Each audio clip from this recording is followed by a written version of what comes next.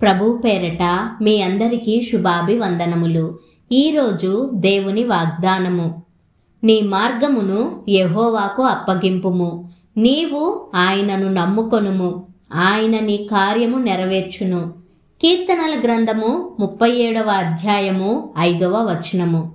ప్రియ సహోదరి సహోదరుడా, నీ మార్గాన్ని యెహోవాకు అప్పగించి ఆయన్ని నమ్ము అని దేవుడు తెలియజేస్తున్నాడు.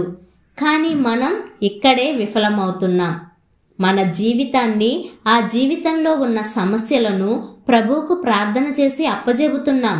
కానీ వెంటనే దేవుని చేతులపై మన చేతులను పెట్టేస్తున్నాం. ప్రియమైన దేవుని పిల్లల్లారా, నీకు కలిగి ఉన్న సమస్తం ఆయనకు వదిలిపెట్టండి. నీ పరిస్థితి, నీ ప్రమాదాలు, నీ భద్రత అన్నీ ఆయనకు తెలుసని నమ్మండి. అప్పుడు మాత్రమే మీ హృదయాలు తేలికపరచబడతాయి. అలా నమ్మకుండా మనం దుఃఖపడిపోతాం, ఆందోళన చెందిపోతాం. మనల్ని దరిచేరుస్తానని ప్రభువు చెప్పాడు కదా.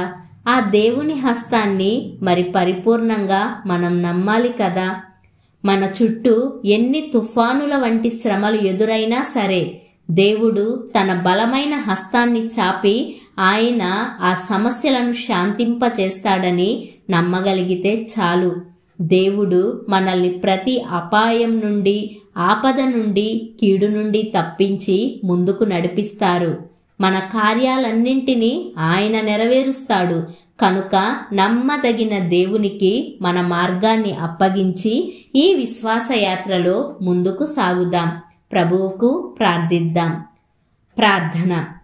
మహాపరిశుద్ధుడవైన మా ప్రియ పరలోకపు తండ్రి, మీ ఘనమైన అతి ప్రశస్తమైన నామాన్ని బట్టి మీకు నిండు వందనాలు.